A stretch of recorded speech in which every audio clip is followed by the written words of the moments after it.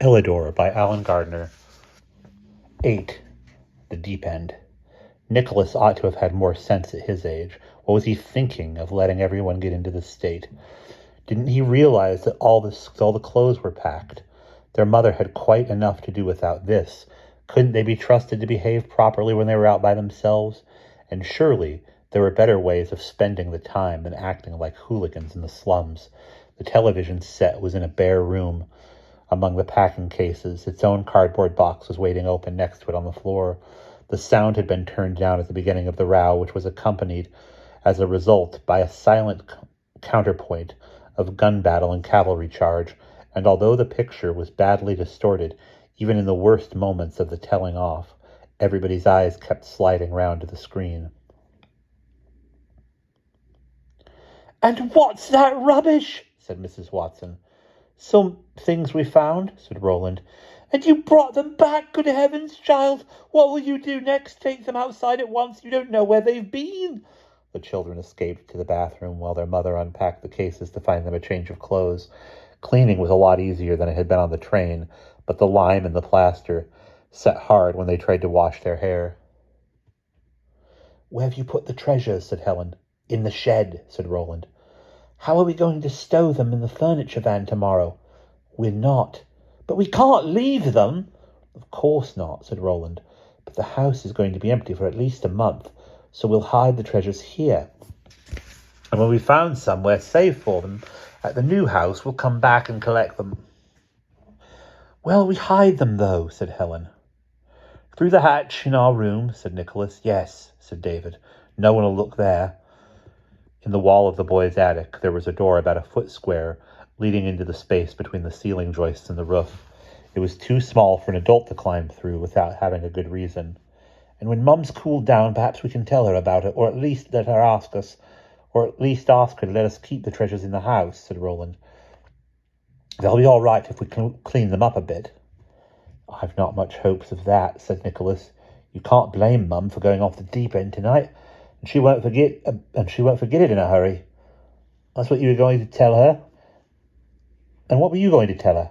And who's going to try if we say, 'Mum, we went into an old church and came out in a different place on the other side, and these are really four valuable treasures'? What'll happen? You know how hot she is on the truth." "But it is the truth," said Roland. "And would you believe it if it hadn't happened to you?" "Yes." "If it was somebody I trusted," said Roland. "Well, perhaps you would," said Nicholas, "but normal people wouldn't." "Could we say there for something one of us is doing at school?" said Helen. "But it wouldn't be the truth." "Oh, Nick!" "Have you ever tried lying to Mum?" said Nicholas. "Then what can we do?" "I don't know," said Nicholas. "We've got to manage it by ourselves. No one can help us." Among the confusion of the next morning, it was easy for the children to hide the treasures behind the bedroom wall. Roland squeezed through the hatch and laid them out of sight between two joists. At last, the tailboard of the furniture van was fastened, and the children went on ahead in the car with their parents. The new house was only about 6 miles away. Mrs. Watson spoke of it as a country cottage, which it may have been 100 years earlier, but now it stood in a suburban road, and its front door with the porch opened onto the footpath. It was a brick cottage with 4 rooms and a lean-to kitchen. But Mr. Watson had had a bathroom and an extra bedroom built over the kitchen. The old black leaded grates had been scraped and replaced with yellow tiles, except for the one in the sitting room, which Mr. Watson had made himself in rustic brick. Mrs. Watson had searched antique shops for horse brasses to hang on the walls, and she had also found 3 samplers, 2 couch lamps, and a framed map of the country, hand-colored and dated 1622. The cottage was convenient for the station, so that Mr. Watson could travel to work in Manchester, yet being in an outer suburb, there were fields half a mile away. It was a much smaller house than the one they were leaving, but Mrs. Watson said it was worth the sacrifice for the children to be able to grow up in the country. The first thing Roland saw when the car turned into the road was the porch. For an instant he felt something would happen. The porch was out of place here now. It belonged to Elidor. His vision of it, against the mound, had been so clear that the actual porch was a faded likeness by comparison. But suppose when they opened the door, there was a passage beyond, lit by a dead light. "Here we are," said Mr. Watson. "Welcome home, everybody." There were newspapers on the floor, but the carbolic smell was going. They set up base next to the kitchen, in the dining room, according to Mrs. Watson, but the children called it the middle room.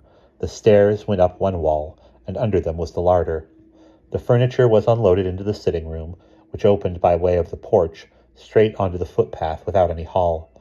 By evening it was possible to eat off a table, to watch television, and to sleep.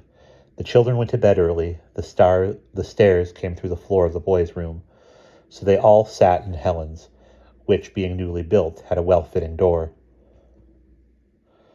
"We'd better decide what we can do to keep the treasures safe," said Roland. "Drop them in a lead box and bury them," said Nicholas. "We must be able to put our hands on them quickly," said David, "in case Maelbron wants them back at any time." "I don't think he will," said Nicholas. "We may as well face it at the start. You saw what came out of the forest, and what were climbing over the battlements. He didn't stand a chance." "I thought that at first," said Roland, "but I think there was one chance. Didn't you notice something about Maelbron right at the end? He wasn't really frightened. He was more excited, as if the important thing was to send us through the door." "That's just it," said Helen. "He didn't care what happened to him as long as the treasures were safe." "I don't know," said Roland. "He said it was fear coming out of the mound, and we were making all those things out of it with our imagination."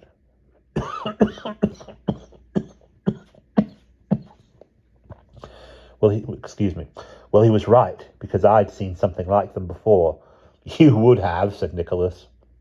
"That bird with arms," said Roland. "And that thing with the face in the middle of its chest. They're in those pictures in the art hall at my school. You know, where everybody's being shoveled into hell." "And did you see that tall, thin thing covered in hair with the long nose?" said Helen. "I can remember dreaming about it when I was little, after being frightened by Mum's fox fur." "What are you driving at?" said David. "Do you mean that those things were real only as long as we were there or scared of them? So once we'd left Elidor, they'd all disappear?" said Helen. "I think so," said Roland. "I hope so," said Nicholas. "But we'll probably never know." "What are we going to do about the treasures?" said David. "Should we make a special place for them which we can keep a secret?" "Better not," said Roland. "If we don't have them with us, we can't be sure they're safe." "It'd be easier to talk Mum round if we had the real sword to show her," said David, "and not 2 bits of stick. But haven't you noticed," said Roland, "the treasures still feel their own shapes when you hold them. They only look like scrap." "Oh, I don't know anything about that," said Nicholas. "Yours may feel different, but a stone's just a stone when you're humping it about." And that's the end of chapter 8.